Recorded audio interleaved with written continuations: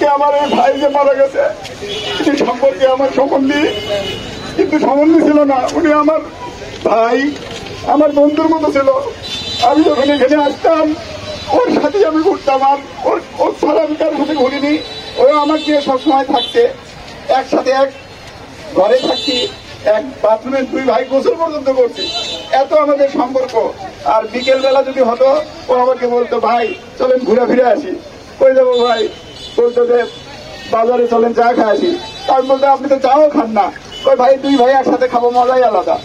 তো যা কষ্ট আছে আমাদের হয়েছে, আমাদের পরিবারের হয়েছে, আজকে আমরা ভাইকে খুঁজে পাবো না। আমরা হয়তো আন্দোলন করতেছি, কিন্তু আমার ভাইটাকে তো আমরা ফিরে পাবো না। তো আমার একটা কথা, রাষ্ট্রের কাছে, সরকারের কাছে, দেশের জনগণের কাছে আমার একটা দাবি যে আর কত এই হত্যা দেখবো আমরা? এই লাইভে আমরা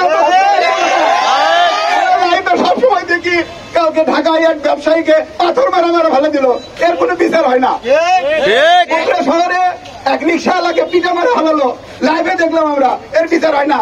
আসামিদেরকে ধরে নিয়ে যায় প্রশাসনের লোকজন, জামাই আদর করে তাদের টেবিলে বসে সুন্দর সুন্দর ওরা যেটা বলে মিথ্যা বাঁচার জন্য, সেগুলো কথা সাধারণ কোন পরিবারের লোক না, ও সম্ভ্রান্ত পরিবারের ছেলে, ও শিক্ষিত ছেলে, ও চুরি করার অপবাদ দিচ্ছে। এই চোর, এই ডাকাত, এই খুনি, এই আবার আমার ভাইকে মারা ফেলে দিয়ে আবার একই আবার দোষী সাব্যস্ত করার জন্য বলতেছে যে এই চুরি করছে। এখন আমার বিষয়টা আমার কাছে পরিষ্কার। আমার ওই পাম্পের মহাজন নিজে এসে বলছে যে ভাই এটা আপনিও জানেন আমিও জানি, আমি একজন পাম্পের ব্যবসায়ী। আমাদেরকে বলা হয়েছে যে ওই খুনি বলছে যে আপনার ও চুরি করছে। আমি সেটা মহাজনকে বলছি, মহাজন আমার ইকবালের শাসন করছে দেখে ইকবাল আমার চর মারছে, এই জন্য মারছি। কিন্তু ঘটনা এটা না, এখনো মহাজন বাসে আছে, স্টাফেরা বাসে আছে, তাদের মুখ থেকে শোনেন, প্রশাসন যায় শোনেন, সেটাও একটু লাইভে দেখান। কথা শুনে টেবিলে বসে আপনারা খুনিক জামাইয়ের মতন বসে থেকে আপনারা এলে বক্তব্য বলেন।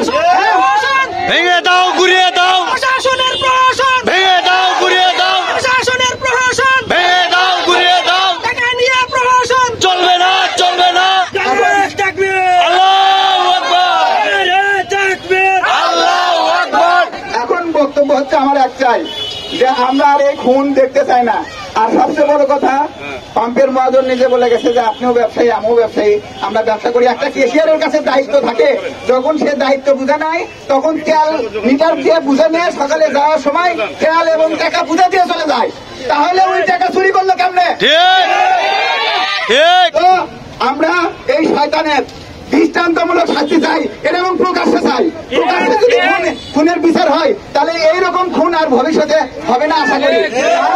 একটা কথা বলতে চাই যে কোরআনের আইন দিয়ে যদি বিচারটা করা যেত আমাদের দেশে, তাহলে আজকে এইরকম রতনের জন্ম হতো না। এইরকম প্রতিনিয়ত জন্ম হচ্ছে, আর আমরা স্বাধীন দেশ করতেছি, বারবার স্বাধীন করতেছি। এই স্বাধীন দেশে আমরা কি পাচ্ছি? আমরা ঘুম আসলেও আমাদের শিওর নাই যে আমরা বাসা থাকবো না, সকালবেলা জায়গা পাবো, এরকম কোন নিশ্চয়তা আমাদের মধ্যে নাই। তাহলে আমাদেরকে আরো সজাগ থাকতে হবে।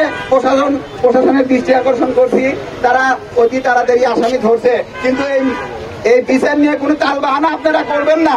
আপনারা যত তাড়াতাড়ি সম্ভব আমার ভাইয়ের খুনির বিচার চাই, কারণ ভাই আমার একলা খুন হয়নি, গোটা পরিবার খুন হয়ে গেছে।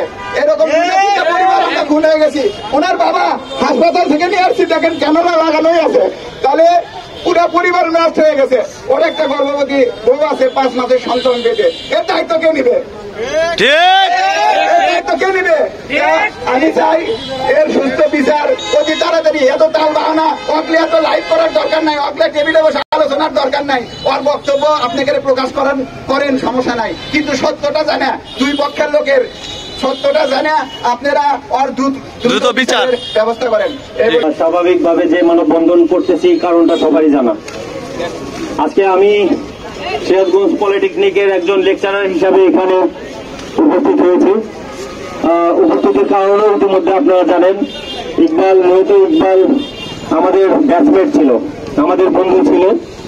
তো বন্ধু যখন এরকম নির্মমভাবে হত্যা হয়েছে তখন আর আমরা বসে থাকতে পারি নাই, আমরা কিন্তু চলে এসেছি। আর ইকবালের হত্যাকারীর যে বিচার, এই বিচারের জন্য এত সময় নেওয়ার কোনো দরকারই নাই। সময় ক্ষেপণের কোনো প্রয়োজন আছে আপনাদের? আমরা স্পষ্টভাবে সারা বাংলাদেশের গোটা পৃথিবীর মানুষ দেখেছি ইকবাল হোসেনকে কিভাবে হত্যা করা হয়েছে। এরপরেও যত দ্রুত সম্ভব যখন ওকে গ্রেপ্তার করা হয়েছে, গ্রেপ্তারের পরেই এর একটা রায় নিয়ে আসা উচিত এবং সেই রায়টা জনসম্মুখে ফাঁসি দেওয়া উচিত। আমরা ওর মুখের কোনো জবানবন্দি হোক বা ওর মুখের কোনো কথা শুনে একজন খুনি যখন খুন করে তখন সে বাঁচার জন্য কিন্তু নানান রকমের তালবানা নানান রকমের এক্সকিউজ দেখায়, কিন্তু আমরা দেখতে পেয়েছি স্পষ্টভাবে গোটা বাংলাদেশের মানুষ দেখতে পেরেছে যে আমাদের বন্ধু ইকবালকে কিভাবে হত্যা করা হয়েছে। অনেকবার হাতুড়ি পিটানোর পরেও যখন তাকে মৃত্যু নিশ্চিতের পরে ছুরি দিয়ে আঘাত করা হয়, এই নির্মম হত্যার বিচারের জন্য আর কেন সময় ক্ষেপণ করা হচ্ছে? আমি প্রশাসনের কাছে এই একটা কথাই শুধু বলতে চাই, আপনারা যদি অতি দ্রুত আমাদের বন্ধু ইকবালের খুনের হত্যার বিচার না করতে পারেন, অবিলম্বে কঠোর থেকে কঠোর কর্মসূচি প্রদান করা হবে। এখন আমাদের পলিটেকনিকের একজন ছাত্র হিসাবে আমাদের গোটা পলিটেকনিক উত্তরবঙ্গের রাজপথ ব্লকের কর্মসূচিতে আমরা যাবো।